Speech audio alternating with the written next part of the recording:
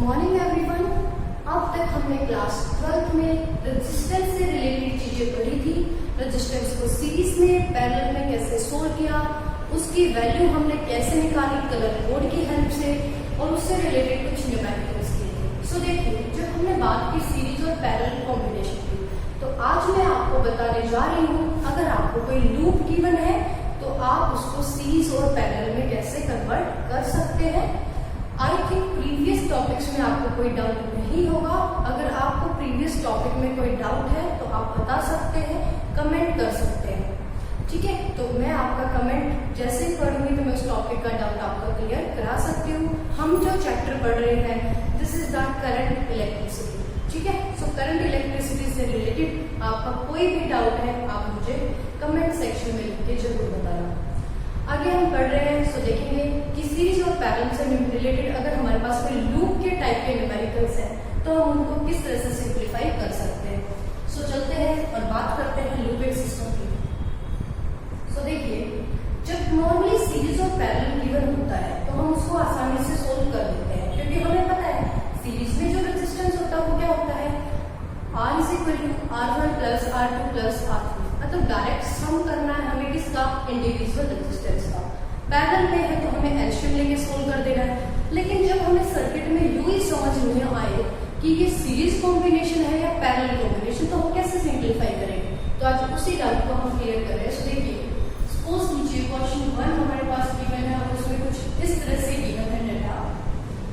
ये कोई रेजिस्टेंस है 1 ओम, इसके साथ इस तरह से कोई स्टोन बीच की तरफ से रेजिस्टेंस को कनेक्ट कर रखा है ऐसे, और एक रेजिस्टेंस हमारा आ गया इन दोनों के बीच में कुछ इस तरीके से। तो दिस इज 2 ओम। मान लिया कोई बैलेंस ब्रिज है, सब 2 ओम के रेजिस्टेंस गिवन है, ठीक है। एक बैलेंस ब्रिज हमने कंसीडर कर लिया, सब 2 ओम के रेजिस्टेंस ऐसे गिवन है। एंड फाइनली यहाँ पर कोई रेजिस्टेंस गिवन है 6 ओम का, और फिर फाइनली जाके किससे कनेक्टेड है, किसी सोर्स के साथ कनेक्ट। अब देखिए, जब हमने प्रीवियस क्वेश्चंस में बात की तो हमने क्या कहा था, यहाँ पर सपोज करेंगे 20 वोल्ट का कोई भी वोल्टेज सोर्स कनेक्ट है, तो इस वोल्टेज सोर्स से क्या निकलता है, पॉजिटिव टर्मिनल से करंट रिलीज होता है और पूरे सर्किट में रिवॉल्व करके नेगेटिव की तरफ वापस एंटर करता है। पॉजिटिव टर्मिनल से आई अमाउंट का करंट निकला। कंडीशन क्या थी, अगर आई की वैल्यू सेम रहे पूरे सर्किट में तो सर्किट कहलाएगा सीरीज। आई की वैल्यू अगर कहीं पर डिवाइड होती है तो वो पोर्शन क्या कहलाएगा, पैरेलल। तो वो पोर्शन किसमें कनेक्ट होगा, पैरेलल में, ठीक है। सीरीज में हमने रेजिस्टेंस निकाला था equivalent is equal to R1 plus R2 plus R3 के इक्वल, और पैरेलल में हमने R इक्विवेलेंट जो निकाला था that is equal to R1 multiply R2। अगर शॉर्ट में करें तो R1 प्लस R2, और अगर हम डायरेक्ट फॉर्मूले में चाहे तो क्या था, 1 में R equivalent is equal to 1 में R1 प्लस 1 में R2 प्लस 1 में R3 प्लस अप टू 100 जितने भी रेजिस्टेंसेस पैरेलल में लगे हुए। ये हमने सिंप्लीफाई करके शॉर्ट फॉर्मूला यहाँ से कैलकुलेट कर दिया था। सो देखिए, यहाँ देखेंगे ये सीरीज में है या पैरेलल में। अगर सीरीज में तो कौन सी ब्रांच सीरीज में है, पैरेलल में तो कौन सी ब्रांच हमारी पैरेलल में कनेक्ट है। आई अमाउंट का करंट यहाँ से निकला, ये इस बात से यहाँ पहुंचा, फिर इस रास्ते से होते हुए ये यहाँ पहुंच गया, फिर यहाँ से निकला। आई है अभी तक हमारे पास, क्योंकि करंट के पास एक ही रास्ता है। इस डिवाइस से होते हुए ये आई अमाउंट का करंट यहाँ पर आ चुका है। यहाँ पर जाने के बाद इसके पास 3 पाथ, 1 2 3, तीनों पाथ में ये ट्रेवल करेगा, ठीक है। फिर जो करंट यहाँ है वही करंट इसमें गया, जो करंट इसमें है वही करंट यहाँ पर गया, ठीक है। ऐसे चला गया। तो तुम्हें क्या दिख रहा है, ये और ये तीनों ब्रांच क्या है, पैरेलल में कनेक्ट है, क्योंकि यहाँ पर करंट डिवाइड हुआ I1 I2 और I3 ब्रांच। इसमें I1 गया तो इस नोड से इसमें भी क्या गया, I1। इस ब्रांच में I2 गया तो यहाँ पे भी क्या गया, I2। ये दोनों सीरीज में है, इसमें भी I2, इसमें भी I1, इसमें भी I1, दोनों में I1 तो ये दोनों भी क्या है, सीरीज में है, ठीक है। तो यहाँ से आया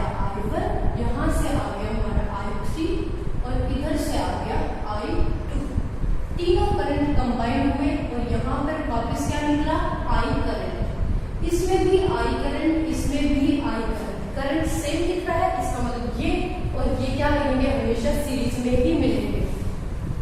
तो वापस आया करंट, ये आई और कहाँ आ गया, नेगेटिव टर्मिनल की तरफ आ गया।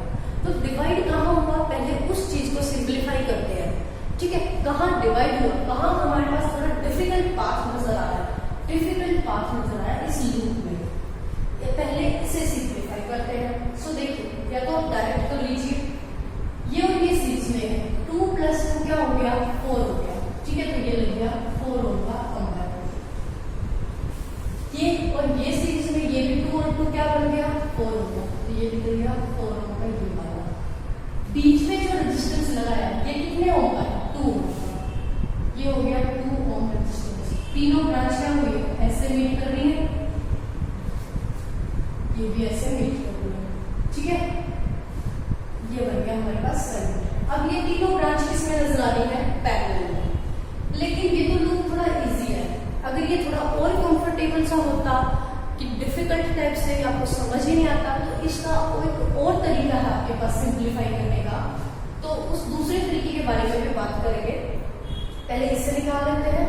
अब हमारे पास इन दोनों को मिला के 4 ओम बन गया, इन दोनों को मिला के 4 ओम बन गया, दोनों की सीरीज में हमने करंट की वैल्यू देखी है ना, हमने करंट देखा, जो इसमें आया वही इसमें गया, ये भी हो गया, ठीक है।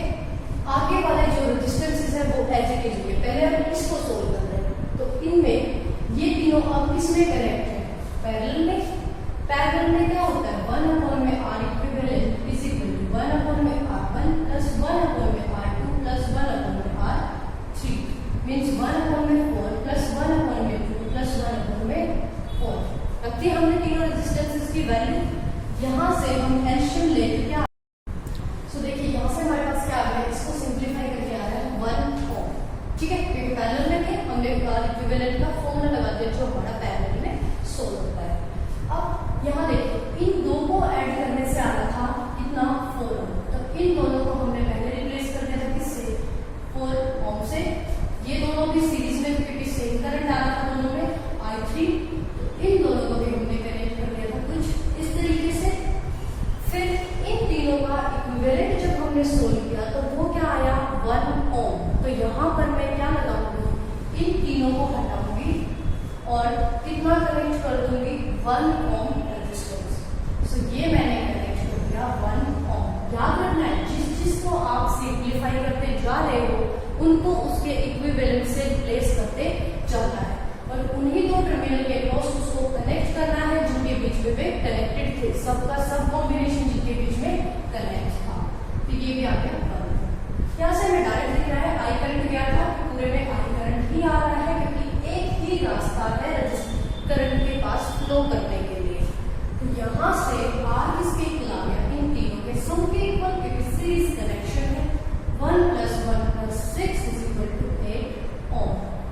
क्या है हमारा इक्विवेलेंट रेजिस्टेंस इस सर्किट में। अब आई निकालना चाहे तो इजीली निकाल सकते हैं, I = V में R, V is 20 and R is 8, so 8/20/8 ampere is our total current।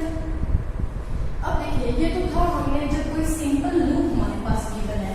अगर कोई ऐसा लूप गिवन है जहां पर हमें समझ ही नहीं आ रहा कि कौन सी चीज सीरीज में है, कौन सी पैरेलल में है, उस केस में हम किस तरह से इसे सिंप्लीफाई कर सकते हैं। सो देखिए, ये मैंने ले लिया कोई ऐसा सर्किट जिसमें इस तरह से रेजिस्टेंसेस अटैच है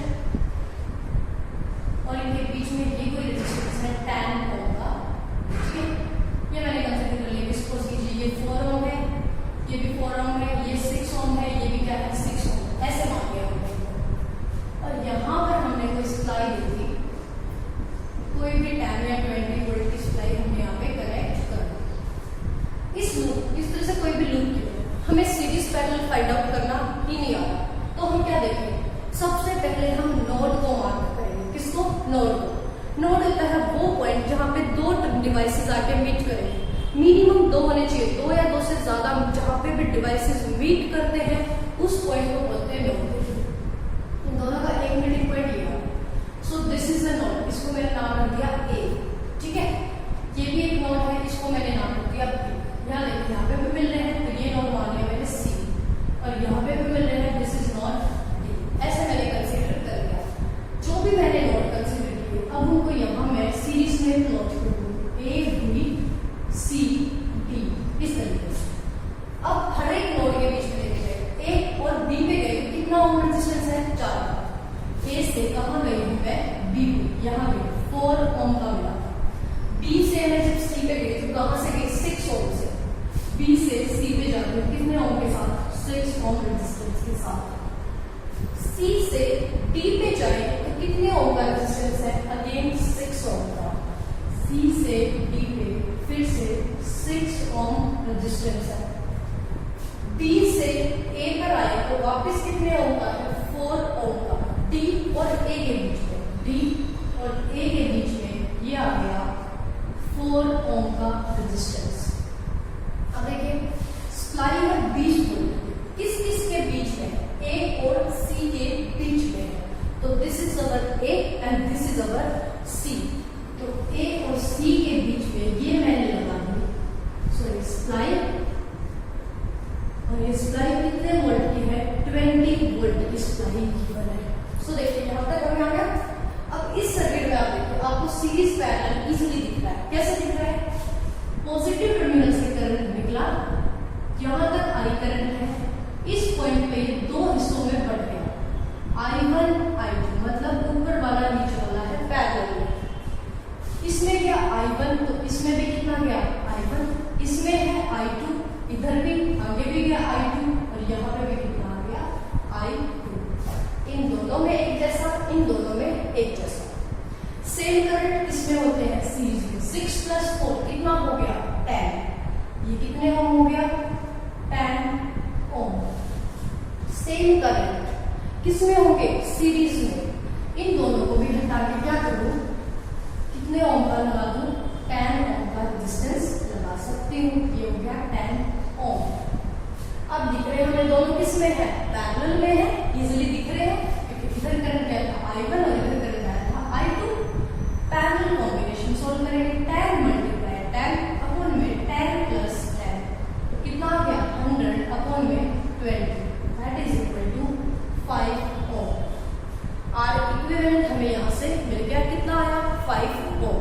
ठीक है, तो इस तरह से नोड को मार्क करेंगे, नोड को सीरीज में लगाएंगे, उस नोड, दो नोड के बीच में कौन कौन से रेजिस्टेंस है वो लेते चलेंगे, तो हमें क्या मिल जाएगा, किसी भी लूप का इजीली सीरीज और पैरेलल फाइंड आउट हो जाएगा। और फिर हम सर्किट को सीरीज पैरेलल की तरह आसानी से सोल्व कर पाएंगे। अगर यहाँ तक किसी को कोई डाउट है वो कमेंट सेक्शन में लिख के बता सकता है। आगे करेंगे इसके कुछ न्यूमेरिकल्स। आगे देखिए, अगर इस तरह का कोई न्यूमेरिकल हमारे पास गिवन है जहाँ पर ये रेजिस्टेंस है 6 ओम का, ये 3 ओम का, और इनके बीच में क्या किया है, A1 A2 A3 तीन एमीटर्स कनेक्ट है।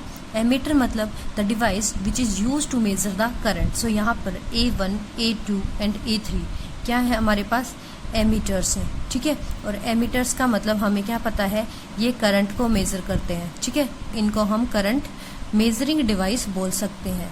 अगर हम इनको करंट मेजरिंग डिवाइस कह सकते हैं तो इन द सेंस इनके अंदर क्या होगा, कुछ अमाउंट का करंट होगा। तो सिर्फ करंट की वैल्यू हमें निकालनी है। अगर इंडिविजुअल ब्रांच में हम करंट की वैल्यू निकाल पाते हैं, इसका मतलब इन एमीटर्स की रीडिंग भी हम इजीली कैलकुलेट कर सकते हैं। ठीक है, सो देखिए यहाँ से ये पॉजिटिव टर्मिनल, यहाँ से करंट निकला, सपोज कीजिए आई अमाउंट का करंट। सेम वैसे ही सोल्व करना है जैसे हम सीरीज और पैरेलल के सर्किट को सोल्व करते हैं। आई अमाउंट का करंट यहाँ से निकला और यहाँ तक गया, देन इसके थ्रू, ठीक है, A1 के थ्रू आई अमाउंट का करंट गया और कितने पार्ट्स में, इस पॉइंट पर जाने के बाद ये दो पार्ट्स में डिवाइड हो गया। This is I1 and this is I2, ऐसे हमने कंसीडर कर लिया। ठीक है, I1 I2, या आप ऐसे मान सकते हो अगर ये A2 है तो यहाँ पर मैं I2 कंसीडर कर लेती हूँ, और ये अगर A3 एमीटर है तो यहाँ पे I3 मीन्स I3 A3 के अंदर से करंट, I2 A2 के अंदर से जो जा रहा है करंट। ठीक है, कोई भी नोटेशन आप इसको दे सकते हैं। सो अब देखिए यहाँ पर करंट डिवाइड हो रहा है, इसका मतलब ये दोनों ब्रांच किस चीज़ में कनेक्ट है, पैरेलल में कनेक्ट है। अगर ये दोनों ब्रांच पैरेलल में कनेक्ट है तो पैरेलल की कंडीशन हमें पता है, पैरेलल में वोल्टेज क्या होती है, सेम होती है। वोल्टेज क्या होती है, सेम होती है। और करंट क्या हुआ है, डिवाइड। ये चीज़ हमें नज़र आ रही है सामने से कि करंट अभी अभी हमारे सामने क्या हुआ है, डिवाइड हुआ है। पैरेलल में अगर वोल्टेज सेम होती है तो क्यों ना हम यहाँ से वोल्टेज कैलकुलेट कर लें, क्योंकि इस ब्रांच में हमें करंट भी गिवन है, एमीटर की रीडिंग गिवन है, इसका मतलब करंट गिवन है। I2 की वैल्यू क्या है 0.5 एम्पियर, तभी A2 0.5 एम्पियर मेजर कर रहा है। और रेजिस्टेंस क्या है 6 ओम। तो ओम्स लॉ क्या कहता है, that's voltage V is equal to क्या होता है, V is equal to I into R. So इस ब्रांच के अंदर करंट क्या हो गया, I है 0.5 और रेजिस्टेंस क्या है 6 ओम। सो वोल्टेज क्या होगी 0.5 मल्टीप्लाई 6। अब हमें क्या पता है, इसके अंदर जितनी वोल्टेज है, इस सर्किट में जितनी वोल्टेज है, यहाँ पर इस ब्रांच में भी उतनी ही वोल्टेज होगी, क्योंकि the circuit is in parallel और पैरेलल में वोल्टेज होती है सेम। तो इसके अक्रॉस वोल्टेज क्या होती 3 multiply I3, I into are होता है, तो इन दोनों की वोल्टेज क्या हो जाएगी सेम, I3 मल्टीप्लाई 3। ऐसे हम लिख सकते हैं करंट की फॉर्म में, वोल्टेज का फॉर्मूला हमने लिख दिया। क्यों, क्योंकि हमें पता है अपर ब्रांच की वोल्टेज इक्वल टू क्या होगी इस लोअर ब्रांच की voltage, because both branches are connected in parallel. ठीक है, अब हमें जब ये पता है दोनों पैरेलल में कनेक्ट है और पैरेलल की वजह से इन दोनों की वोल्टेज सेम है, तो हमने ओम्स लॉ से V is equal to I R का फॉर्मूला लगा के वैल्यू लिख दी। इस ब्रांच में इस ब्रांच का करंट मल्टीप्लाई इस ब्रांच का रेजिस्टेंस इक्वल टू इस ब्रांच की वोल्टेज इस ब्रांच का करंट मल्टीप्लाई इस ब्रांच का रेजिस्टेंस। सो इस इक्वेशन में देखिए I3 क्या है, हमारे पास अननोन क्वांटिटी है।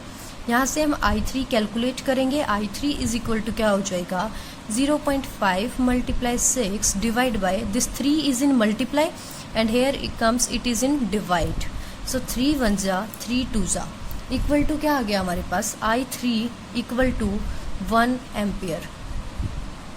अगर I3 हमारे पास 1 एम्पियर है, ठीक है, तो हम क्या कर सकते हैं, इन दोनों की वोल्टेज बता सकते हैं इजीली, या तो हम यहीं से कैलकुलेट कर देते तब भी वोल्टेज बता पा रहे हैं। तो हमें अभी वोल्टेज ना बता के बताना क्या था, करंट की वैल्यू बतानी थी। सो हमें मिल गया करंट। इस ब्रांच में करंट जा रहा है 1 एम्पियर। अगर इस ब्रांच में 1 एम्पियर करंट जा रहा है तो ये A3 डिवाइस क्या करेगा 1 एम्पियर करंट को ही मेजर करेगा, तो इसकी रीडिंग क्या आ जाएगी 1 एम्पियर आ जाएगी। अब देखिए A2 की रीडिंग कैसे निकालेंगे। A2 के अंदर से जो करंट जा रहा था वही करंट तो इन दो ब्रांच में डिवाइड हुआ था ना।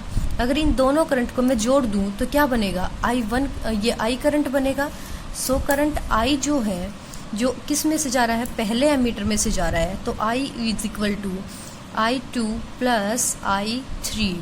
सो I is equal to I2 की रीडिंग थी 0.5 एम्पियर, I3 की वैल्यू आ रही है 1 ampere, so it is equal to 1.5 ampere. दोनों को जोड़ के हमारा क्या हो गया, इस मीटर की रीडिंग आ गई, क्योंकि करंट इसी मीटर से होते हुए इन दो पार्ट्स में डिवाइड हुआ था। ठीक है, तो देखिए एक बार फिर बता देती हूँ। मैंने देखा कि पॉजिटिव टर्मिनल से करंट निकलता है, तो मैंने करंट की मूवमेंट कराई। इस ब्रांच के अंदर से I करंट गया, यहाँ पर जाने के बाद ये दो हिस्सों में डिवाइड हो गया। जैसे ये डिवाइड होके यहाँ से पास होके गया तो इस एमीटर ने रीडिंग दी 0.5 एम्पियर। ये एमीटर उतनी ही तो रीडिंग देगा ना जितना ये करंट गया होगा। तो हमें पता चल गया कि इस एमीटर की रीडिंग 0.5 है, तो I2 करंट 0.5 एम्पियर है। ठीक है, तो यहाँ पर करंट हुआ था डिवाइड में हमें पता है डिवाइड के केस में जहाँ क्या होता है, ये सर्किट कैसा होता है, पैरेलल सर्किट होता है। जहाँ पे करंट डिवाइड हो जाता है सर्किट कैसा होता है, पैरेलल। और पैरेलल सर्किट में वोल्टेज क्या होती है, हमेशा सेम रहती है। इसलिए हमने क्या किया, इस ब्रांच की और इस ब्रांच की वोल्टेज रख ली। ठीक है, इस ब्रांच की वोल्टेज है इस ब्रांच का करंट मल्टीप्लाई इस ब्रांच का रेजिस्टेंस इक्वल टू इस ब्रांच की वोल्टेज क्या हो जाएगी, इस ब्रांच का करंट मल्टीप्लाई इस ब्रांच का रेजिस्टेंस। तो यहाँ से हमने इस ब्रांच के करंट की वैल्यू मिल गई I3 की वैल्यू। I3 की जितनी वैल्यू है उतनी ही तो रीडिंग A3 देगा, क्योंकि ये इसी ब्रांच में लगा हुआ है। फिर इन दोनों को जोड़ के हमने क्या किया, A1 एमीटर की रीडिंग कैलकुलेट कर ली। ये तो आ गया हमारे पास करंट। अब हमसे कोई कहे कि R इक्विवेलेंट निकालिए, तो R इक्विवेलेंट कैसे हम कैलकुलेट कर सकते हैं। देखिए हमें क्या पता है, यहाँ पे करंट डिवाइड हुआ था, ये और ये पैरेलल में थे, तो इन दोनों का पैरेलल सोल्व करते हैं। पहले इन दोनों का पैरेलल कॉम्बिनेशन क्या आ जाएगा, 1/R is equal to 1/R1 plus 1/R2। Direct formula क्या होता है, R is equal to R1 multiply R2 upon में R1 प्लस R2। ये डायरेक्ट निकालने का फॉर्मूला था। वहाँ पे आपको कैलकुलेट करके रेसिप्रोकल करना पड़ेगा, इसमें आप डायरेक्ट निकाल सकते हो पैरेलल सर्किट के केस में। सो देखिए यहाँ पे हमारे पास एक रेजिस्टेंस है 6 ओम का, सेकंड है 3 ओम का। सो R1 R2 के प्लेस पे मैंने वैल्यू पुट की 6 × 3 अपॉन में 6 + 3। किसी को भी R1 मानिए, किसी को भी R2 मानिए, कोई फर्क नहीं पड़ता है। 6 × 3 = क्या हो गया 18 एंड 6 + 3 हो गया 9। सो कितना आ गया 2 ओम। इट मीन्स इन दोनों रेजिस्टेंस को हटा के मैं क्या लगा सकती हूँ, एक 2 ओम का रेजिस्टेंस लगा सकती हूँ। तो सर्किट क्या बनेगा, इन दोनों के प्लेस पे मैंने लगा दिया ये एक 2 ओम का रेजिस्टेंस। ठीक है, तो इन दोनों के किस किस के बीच में जुड़े हैं, इस पॉइंट और इस पॉइंट के बीच में जुड़े हैं। ठीक है, तो ये 2 पॉइंट मैंने ये कंसिडर कर रखे हैं। साथ में ये क्या है 2 ओम, तो इसी के जस्ट पीछे क्या लगा हुआ है 2 ओम लगा हुआ है। ठीक है, तो देखिए इस तरह से ये दोनों अब किस में आ गए, सीरीज में आ गए। किस में आ गए, सीरीज में। और सीरीज में रेजिस्टेंस क्या होता है R1 + R2। तो यहाँ से 2 + 2 = क्या हो गया 4 ओम। ये आ गया हमारे पास total equivalent resistance of this circuit. ठीक है, आई होप आपको ये समझ आया होगा। और अगर फिर भी आपको कोई डाउट है तो आप कमेंट सेक्शन में लिख के बता सकते हैं। इस तरह के न्यूमेरिकल्स आपको पेपर में नजर आएंगे। इस तरह से वोल्ट मीटर से रिलेटेड भी कुछ न्यूमेरिकल्स मिल सकते हैं, जैसे हमने पिछली वीडियो में किए थे। अगर वोल्ट मीटर की रीडिंग दे रखी हो और हमें यहाँ एमीटर की बजाय ये बोल दे कि वोल्ट मीटर की रीडिंग क्या होगी, तो आपने क्या ध्यान देना है कि जो वोल्ट मीटर है वो किस चीज़ को मेजर करता है, वोल्टेज को। तो इस ब्रांच की वोल्टेज कैलकुलेट करनी होगी हमें। ठीक है, तो इस तरह से एमीटर और वोल्ट मीटर कनेक्ट करके वो थोड़ा सा क्वेश्चन को घुमा सकता है। सो कॉन्सेंट्रेट करके करना। अगर फिर भी कोई डाउट रहता है तो कमेंट सेक्शन में लिख के आप बता सकते हैं। Thank you for watching this video.